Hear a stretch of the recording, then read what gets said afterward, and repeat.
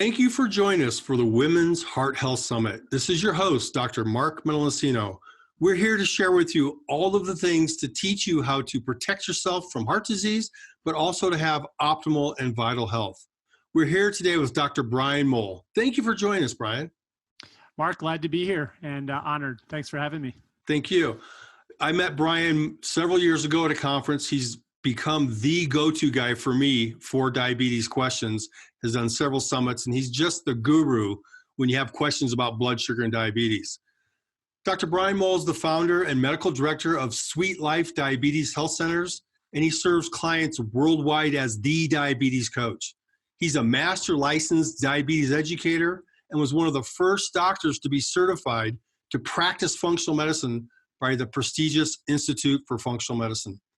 Since 1998, Dr. Mowll has been helping people across North America and really worldwide to optimize their health and metabolism, control blood sugar, and reverse type 2 diabetes with a natural, personalized approach. Brian, I'm so excited to have you here today. And most of us that are working in this space of integrative and functional medicine, we came to it for a personal passion. What got you from learning about diabetes to becoming the world's expert in it? That's a great question, Mark. And, it really is a personal passion for me now and a professional passion. I've been practicing for almost 20 years, actually be my 20-year practice anniversary at the end of this month. So excited about that. Fantastic. And I would say my first, half dozen years, I was kind of just feeling my way through working with patients and love patient care, but I didn't have a particular passion in practice per se, other than natural health. I was an exercise physiology undergrad major and was always interested in lifestyle-based care, lifestyle modification, had a passion for nutrition, but really hadn't found that thing that really lit my fire, so to speak, until one day I was doing a class at a local health food store. And I met a woman, her name's Janice. She came up to me and was just quizzing me all about diabetes. And at that point, I didn't know any more than maybe your average doctor about diabetes, just what I learned in school and seen with some patients that I work with. But she had just been recently diagnosed with type 2 diabetes and had a story about a family member who had really suffered, and she just had her mind made up that she wasn't going to go down that path and was doing all the research, reading the books, finding out everything she possibly could. She had just come to my class to learn a little bit about nutrition, and I gave her a few answers that I had, probably nothing she didn't already know. And didn't think really that much about it until 2 months later. She came back to another class that I did at the same health food store on allergies or something, totally different topic. But she just came back to see me really and tell me and show me her transformation. And I remember being wowed. She had lost something like 30 pounds in those 2 months and looked like a completely different person. And then she went on to tell me her story about how she was able to bring her blood sugar back down to normal. Her doctor had put her on a drug called metformin, which is oftentimes prescribed for people with type 2 diabetes and prediabetes and PCOS. And she was able to actually get off the medication, normalize her blood sugar, lost all that weight. All of her labs came back in line. And she stood there and told me that she no longer had diabetes. And wow. It just Fantastic. it was so exciting for me to hear that. And of course I wanted to ask her more questions. What did you do? How did you do this? And she shared, as much as she could with me at that time. But so I got the idea of, maybe I can do a workshop all about this, So I got her number and asked her to come back, and I started doing research for, a class that I was going to teach on diabetes. And the more I learned about it, the more interested I became, and it just really became a professional passion for me. Turned that into then starting to, really put that energy out in the universe, and started seeing more and more people come through my practice.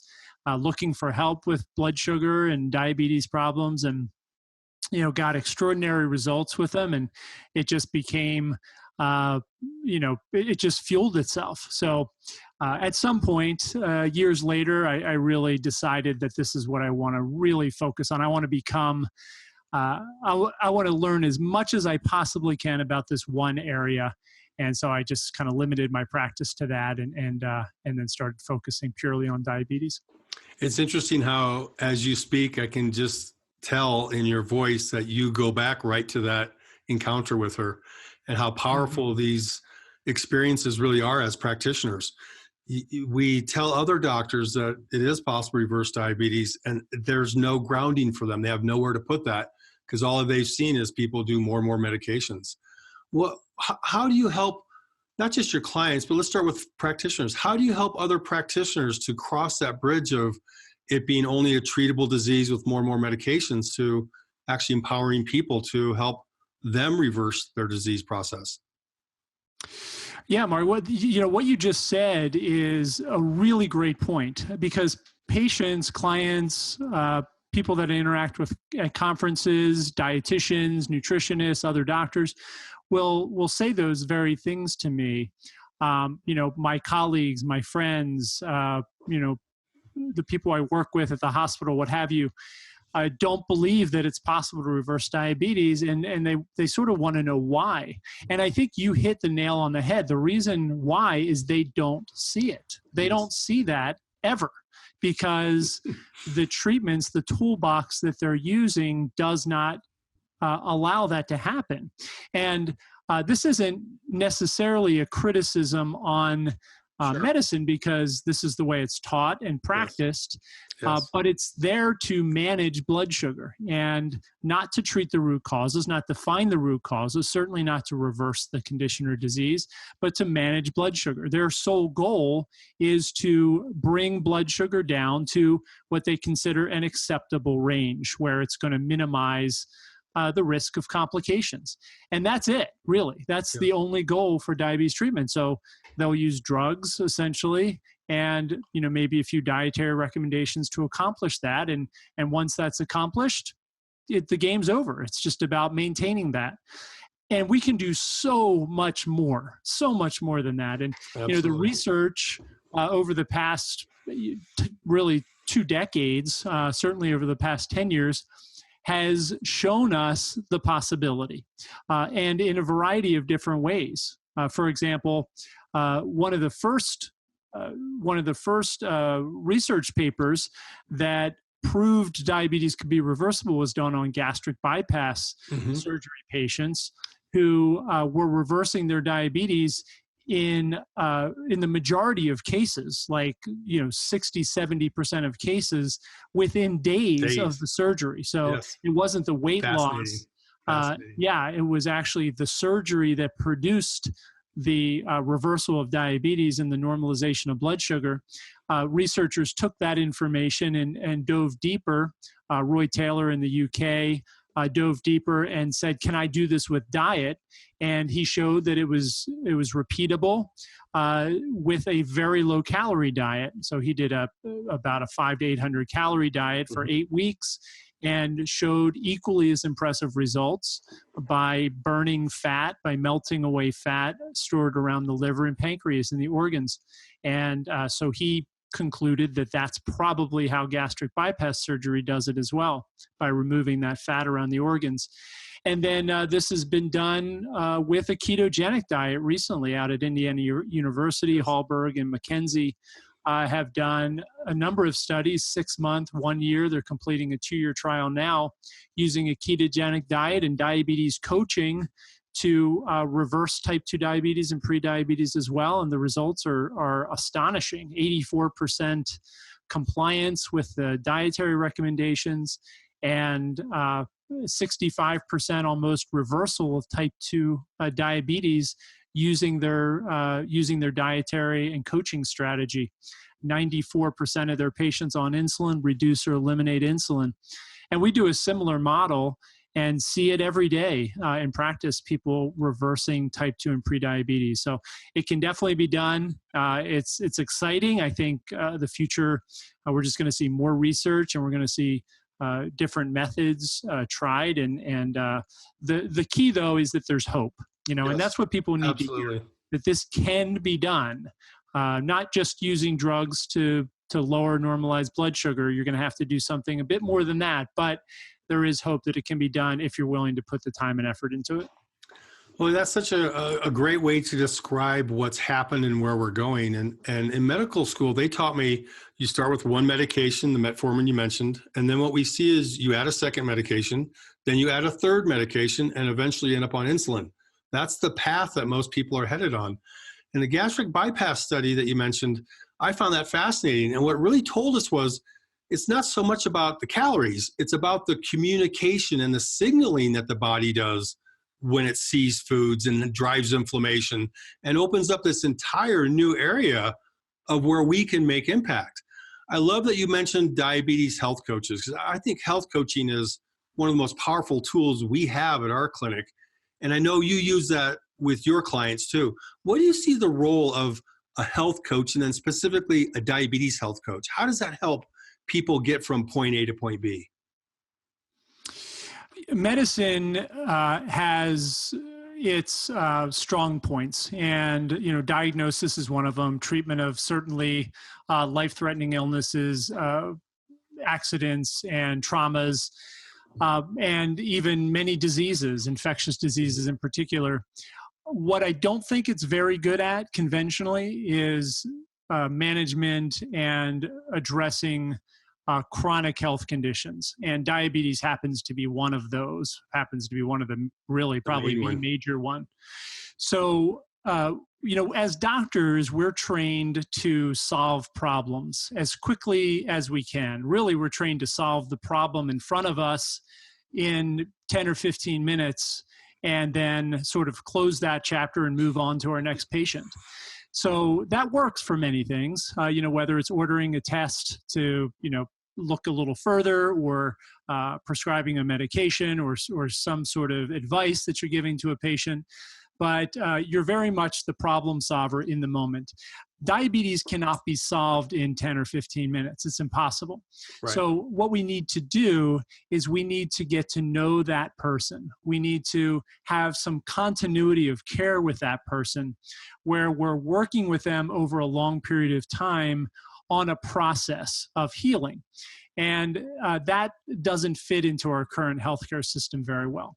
So health coaches, and particularly ones who are, in this case, focused on diabetes or whatever chronic health condition they're working with, can be that person, that advocate, to provide that continuity of care.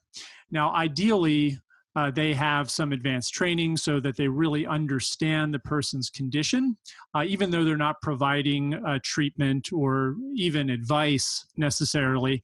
What they're doing is they're providing support and accountability, and helping that person to be heard and to stay on track with their healing process, to stay on track with their program and the recommendations that they're following. Yes. And we need that so badly. People it's very easy to tell somebody what to do. Doing it, though, is another matter. And people can start off with the very best intentions. Mm-hmm. They can make a commitment.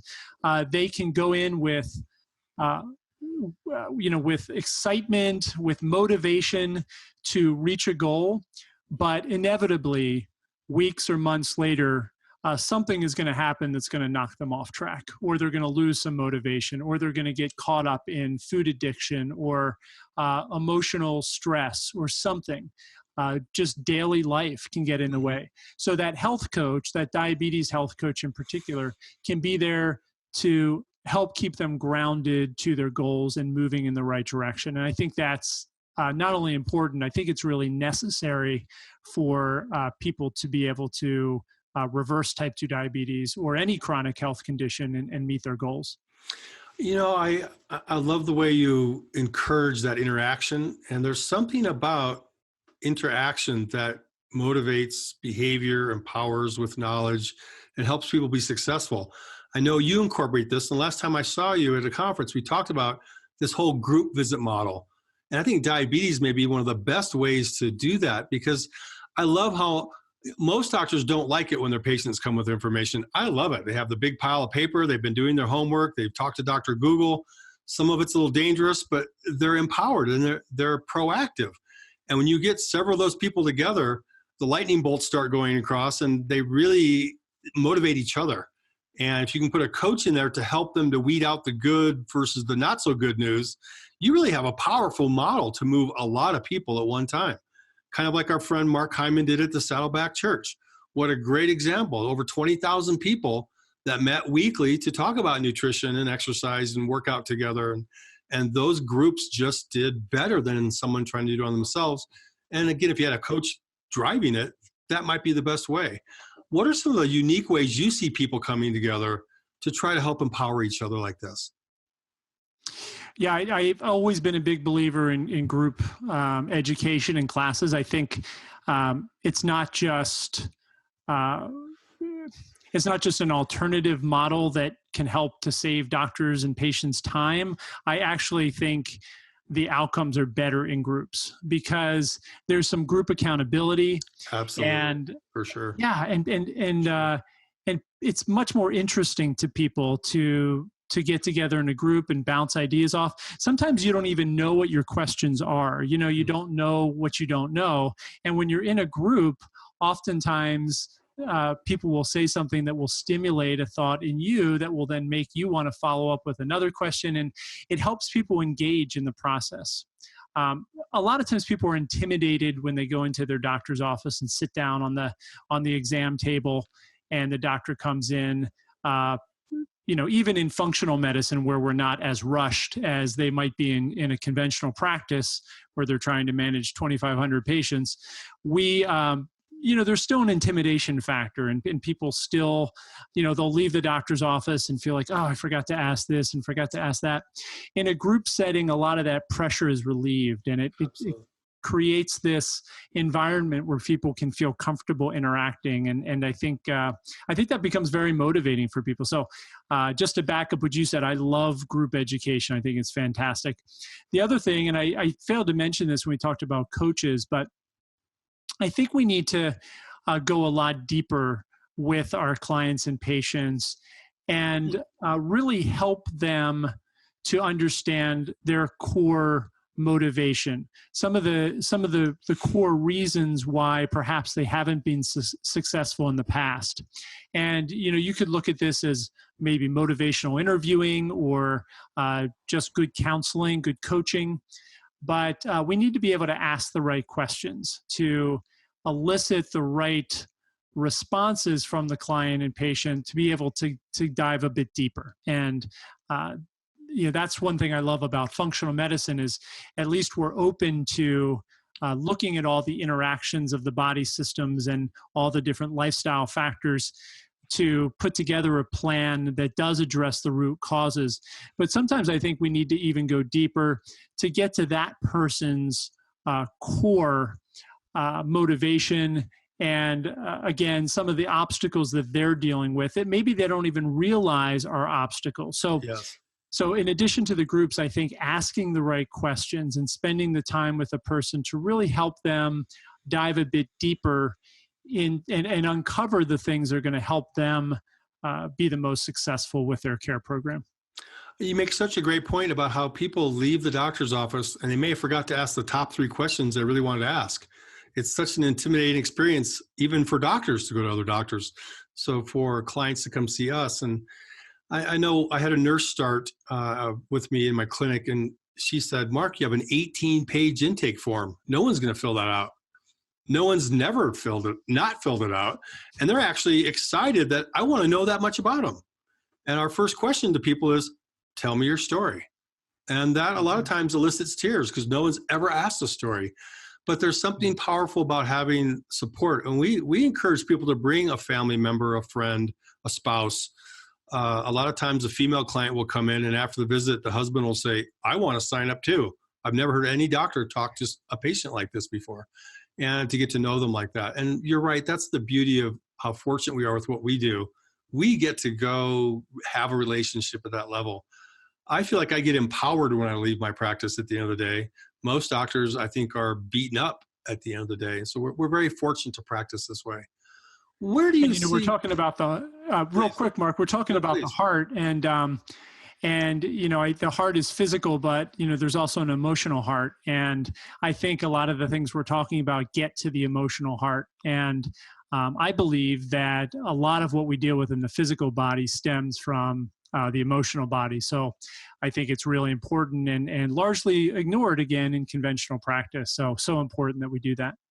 Our good friend Marcel Pick, one of the world's experts in adrenal, thyroid, female health, she's taught me about the adverse childhood experiences. What really happens to kids manifests with adults. And you're absolutely right, Brian. As we dig deep with people, we start seeing these patterns that may have been set in childhood that affect how they think about themselves, the relationships that they join in, and the relationship to food. How do you help people develop a healthier relationship with food? I think that's so hard for so many people to enter into that space. And it is a fine line, between tough coaching, tough love, and sort of setting goals and being motivated and working towards achieving those goals, sort of that that driven energy. And also the idea of being forgiving with yourself and non-judgmental and holding a space for yourself to make mistakes and to not feel wrong, because oftentimes that will put us right back in those places that a lot of these quote unquote dysfunctional behaviors stem from. Yes. So there is a fine line there. And I think we have to do both. We have to hold space for mistakes and for us not to be perfect and for us to do things that maybe aren't necessarily in our best long-term interest, while at the same time, holding our goal and our core motivation and where we want to be, holding that firm and continuing to wake up every day and try to move towards that. So I think we can do both. I don't think it has to be one or the other. Yes. I think when we fall off track, we get back up, we dust ourselves off. There's no judgment. We're not a bad person for doing that. And then we just set our sights back on where we want to go and the things that we want to achieve. And we try to put some strategies in place that are going to make things easier for us. Like, for example, don't have the things that you're tempted to consume in your home if possible. Don't hang around in social circles where people are eating foods that you shouldn't be eating, and that's a common theme. Yes. Sometimes we have to change our behaviors to meet the goals that we want to achieve, like losing weight or getting our blood sugar under control or improving our health. So we're not wrong when we make mistakes, and we need to be very gentle with ourselves at times, but we also want to hold firm to our best life and our best version of ourselves, and always have that in mind that we're going to work towards that. Well, it reminds me of the name of your center is The Sweet Life, and I love that. That's really, let's get to optimal. Let's get to the best we can be, and I hope everyone joining us can just feel the heartfulness in what you're saying and how you say it, Brian. I've always appreciated that about you, and I think that's why you're so successful as a practitioner, is you bring that to the table, but you allow that wiggle room for people. As you mentioned, tough but caring, and that's such a hard space for so many caregivers to hold because they're pushed one direction or the other. And for women that are listening, what are a few pearls about how they could get started? For example, this morning I had a mother-daughter come in, and the mother was complaining how all the daughter eats is chips and cookies and crackers. And I thought for a second, and I heard earlier the daughter say she's never been to the grocery store. So mom must be buying it. And so I told mom, if you don't bring it home, she won't be eating it. And it didn't really dawn to her because she had a list her daughter would make and she would just get it. So there's these things that some people don't see, but what are some of the basics that you could share with people joining us that they could just make some easy steps without it being super hard or super tough love?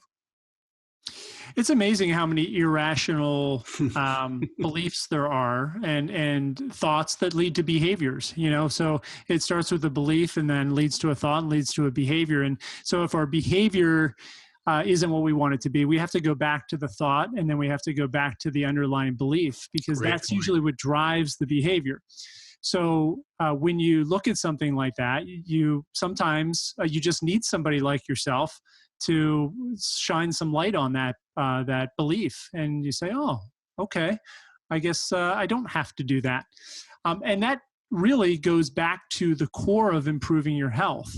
So I think first, it's very important, and this is another one of these fine line moments. But before I start with a new client or patient, for me, we do what is honestly an interview. We really do have an honest conversation about what do you really want, and is this the right path for you?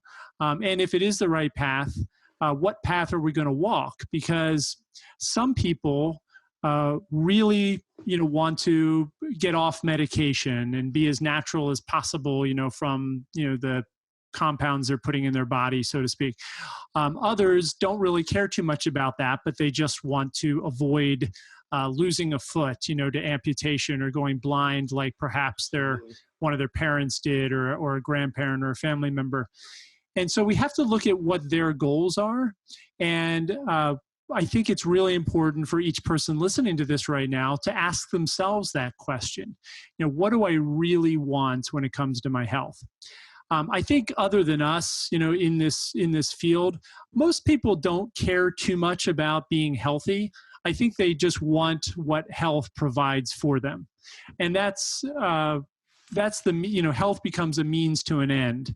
And it's that end that we need to evaluate. Why do you really want to be healthy? Why do you want to get your blood sugar normal, or your hormone balanced, or why do you want to avoid cardiovascular risks? Why do you want your lipids to come in line?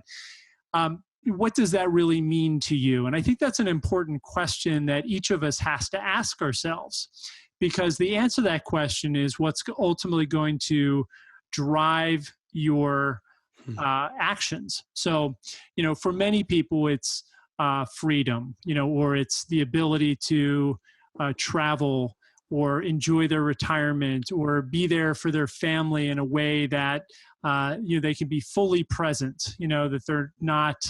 If there's a way for them to avoid Alzheimer's or dementia, they want to do it. If there's a way for them to not be on dialysis, or not be in a wheelchair, or in a nursing home somewhere, if that's possible, they want to do it because they want to be fully present with their family, their grandkids, their spouse, be able to travel the world, do the things they want to enjoy. So what is that end? And then health, of course, becomes a means to get there. Mm-hmm. So I think we have to start with looking at that. And then, the action steps are going to play off of that. So once you have a clear vision of what you want to accomplish, then we need a plan to get there. Mm-hmm. And as you said, breaking that down to sometimes bite-sized pieces is really important.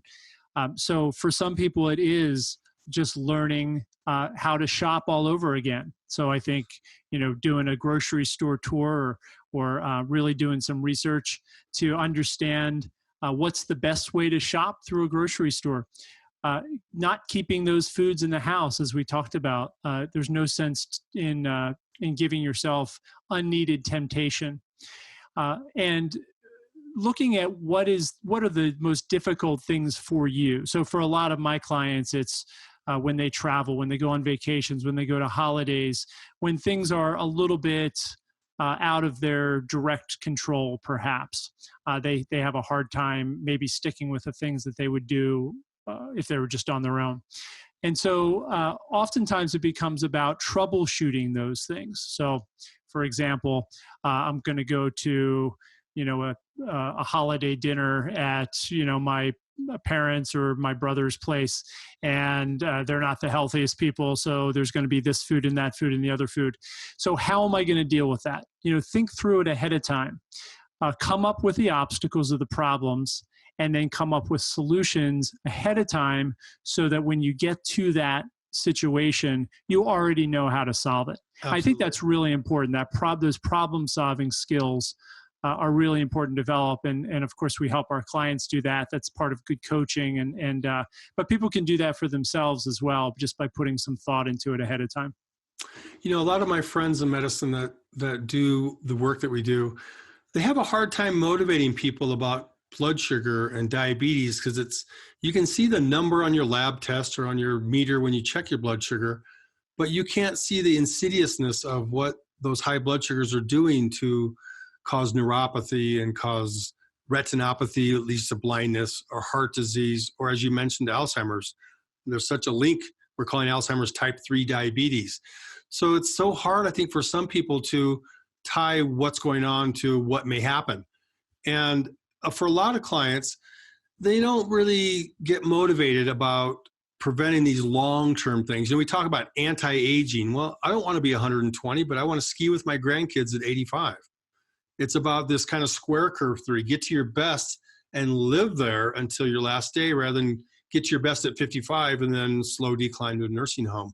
This is the difference between survive and thrive and vitality. And vitality is really what your message is.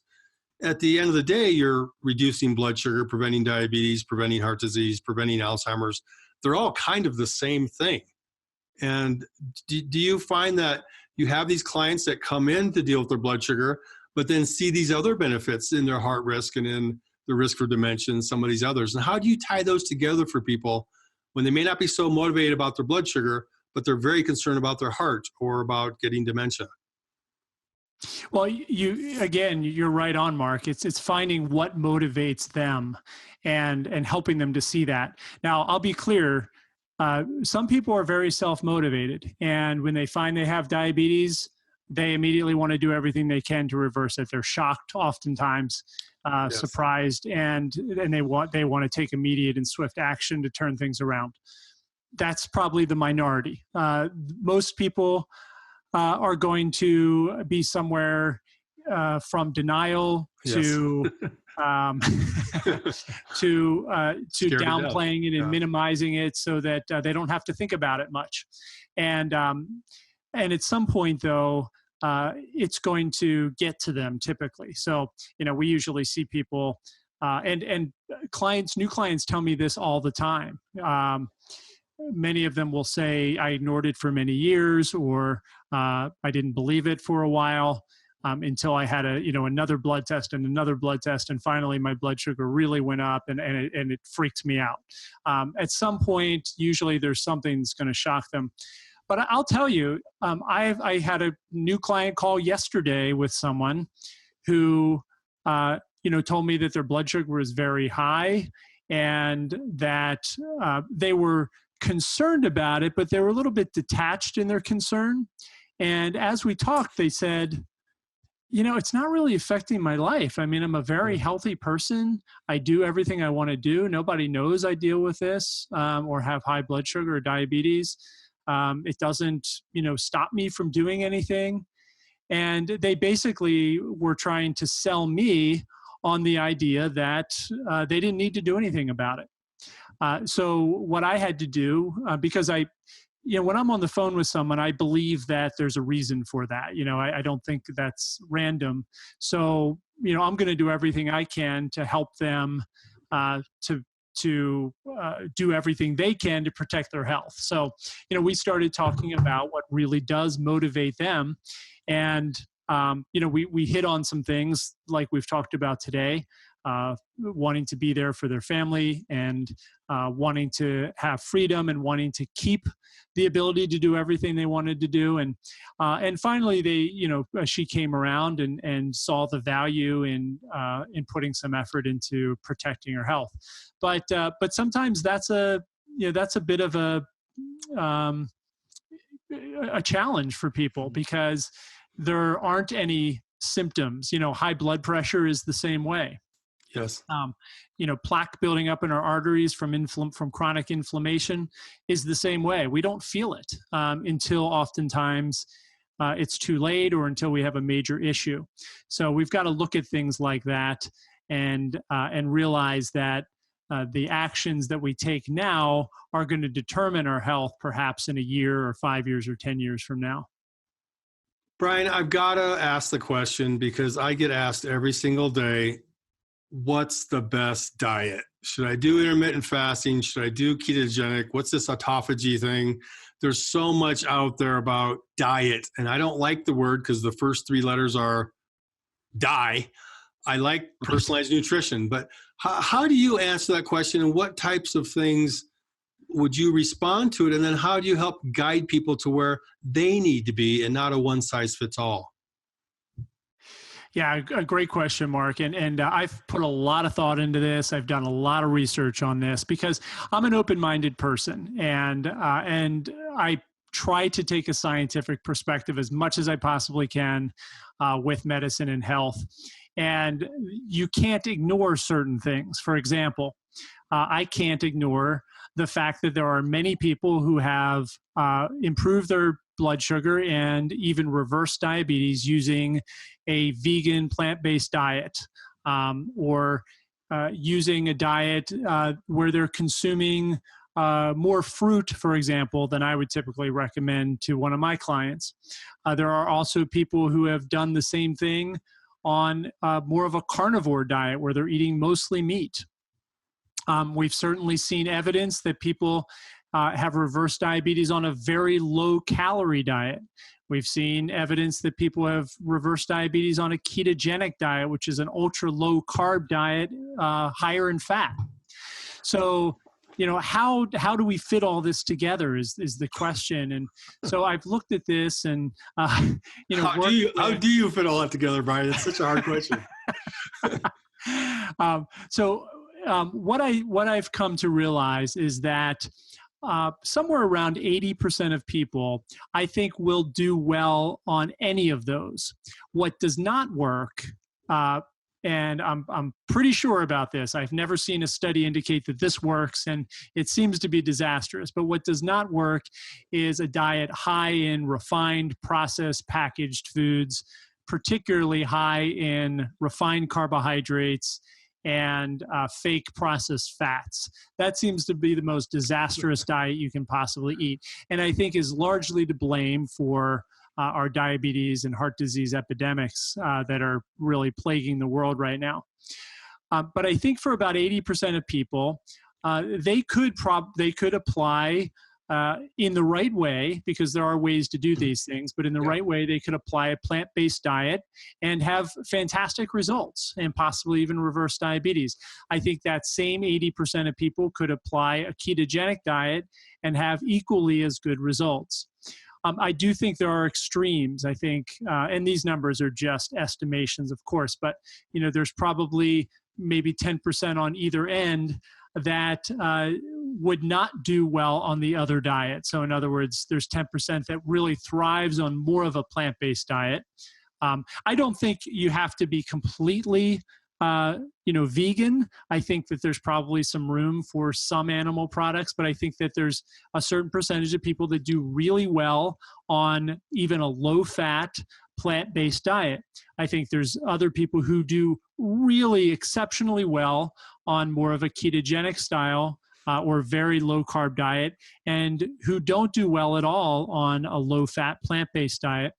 But I think most people fall somewhere in the middle. And then I think it comes down to personal preference. And if somebody asks me about this, as a client or patient, sometimes I'll just say to them, well, would you rather avoid fats like avocado and olive oil and fatty meats and nuts and seeds, and just eat mostly plants and fruits, and maybe some beans and legumes?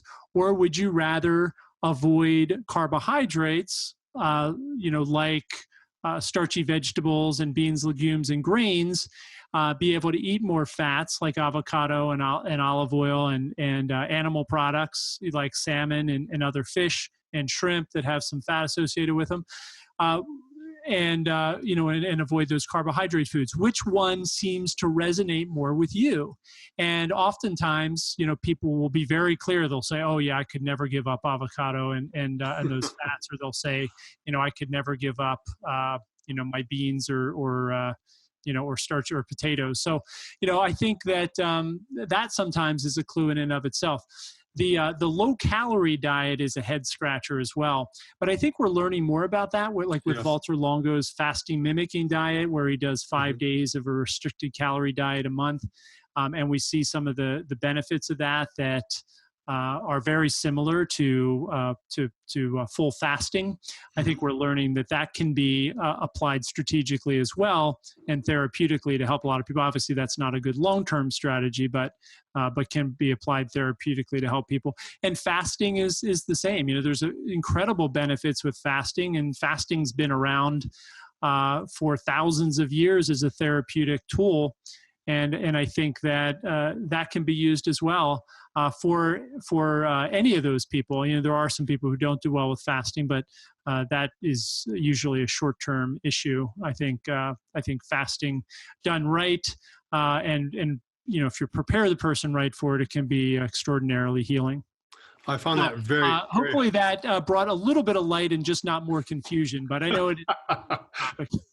Well, food is medicine, but food is also confusing. And that question of the right diet, I think you've answered beautifully, is it's individual. What works for you? And you need a coach sometimes to help you guide your way through it and not just jump headlong into one. If I could, let me just say, please, just real quick, one more thing, Mark. Everything that I just described, I consider all that therapeutic diet as well. So I kind of break the diet up into two groups as care progresses. So there's a therapeutic phase, where we might apply a ketogenic diet or a plant-based pure vegan diet or fasting strategies or a low-calorie diet. And then there's sort of the maintenance phase. So once that person has reversed their diabetes or their PCOS or whatever their chronic health condition is, or at least they've reached, what we would consider maximum improvement, then they might shift to something that's a little bit more balanced, that they could do and they feel comfortable doing for life, which might be a version of that, but might be adjusted slightly. Brian, what a great point. Is a lot of people, I think, when they work with practitioners, feel like once they start this nutrition plan, that's it the rest of their life. But breaking up into a therapeutic versus maintenance, what you need to do to get from here to there, and then how we keep you there once you get there. I think that's easier for a lot of people to buy in and to jump all in on the harder part, the therapeutic part, knowing that they're going to have a little bit of an easier maintenance. But it's really all about personalizing, isn't it? It is, completely. How do you tie sleep to blood sugar? And what are some of the pearls you've seen to help people get better sleep, if I may put you on the spot for that one too? Yeah, sleep's tough. It really is. It's always been a challenge. Not for me personally. I actually sleep very well, fortunately. But working with clients, it's been one of those things that I often ask other clinicians that, because when you have a client who can't sleep, who has a really hard time sleeping, it will absolutely affect their blood sugar and metabolic health, their gut health, their ability to burn fat, regulate hormones. Pretty much everything, because sleep is so vital for our health. And of course, this is an interesting topic too, because some people seem to do okay on, smaller amounts of sleep, like 5.5 to 6 hours of sleep, and others seem to need more like 9 hours of sleep. And I think there's probably a sweet spot somewhere there in the middle. But the people who really can't sleep, who wake up and just need caffeine to be able to function, just never feel fully rested, always feel sort of out of it and have brain fog because they're not getting enough sleep or enough quality sleep. It can be a really challenging thing. There are, of course, the strategies that many people talk about as sleep hygiene. Make sure your room is dark and you don't have red lights. I also talk about eliminating EMFs in the bedroom, like make sure you don't have your wireless router under your bed, and keep the alarm clocks away from your head and your cell phone away from your head and that kind of thing. You make sure you're not doing caffeine, late in the afternoon, and or drinking alcohol too much at night, that kind of thing. So there's a lot of these that you can read online and that are often talked about as part of sleep hygiene. Most of the people that I consult with that have sleep problems, will kind of give me the yeah, tried all that when I bring those things up. So then it becomes, how do we solve this issue? And the thing to keep in mind is there's always an underlying root cause. Of course, if you're not sleeping well, there's a reason why you're not sleeping well. It could be mental, emotional, it could be physical, it could be physiological, it could be biochemical, but there is some sort of underlying root cause. Absolutely. And so we just have to start exploring that. We have to start looking at, is there anything you're thinking about or worried about? Do you fall asleep fine, but wake up in the middle of the night, or do you just, have a hard time even getting, into sleep? There are techniques like meditation and visualization that can be helpful. Exercise during the day, in the early part of the day, seems to really help nighttime sleep.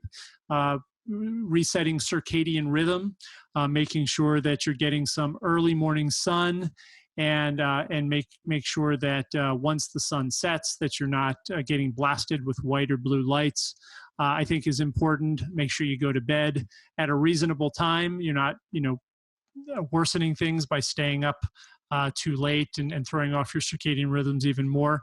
I'm a big believer in at least waking up at the same time every day. I try to encourage people to go to bed at the same time every night. That one's a little more challenging for people, but at least wake up at the same time every day to set that circadian rhythm.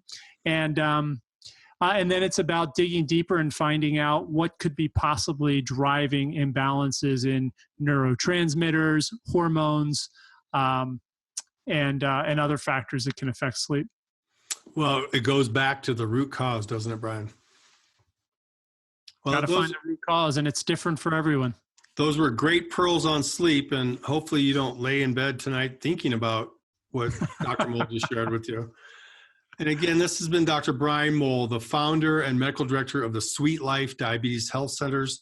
He's a licensed master diabetes health educator, one of my personal experts that I go to for questions with blood sugar problems and for my clients. And Brian, for those viewing today, how can they find you? How can they learn more about you? Yeah, best way is the website, drmowll.com. That's drmowll.com. And you can find my podcast there, which is Mastering Blood Sugar. That's also on iTunes and Google Play and TuneIn. So Mastering Blood Sugar podcast, which we got to get you on here soon, Mark. Look forward to it. And then I do the Diabetes Summit as well every spring. This upcoming year, 2019, will be my 6th year. So you can check out the diabetessummit.com for more information about that. But the website is really the hub. You'll learn about all the things we do. We have a great newsletter with recipes we send out every week, and you'll get updates on the podcast and other things if you just go to the website and sign up for the newsletter. Great. Well, Dr. Brian Mowll, thank you so much for being here. You're very appreciated. Dr. Mark, thanks for having me. I appreciate it, and great work with this important topic. Women's heart health is vitally important, and we need to get the word out.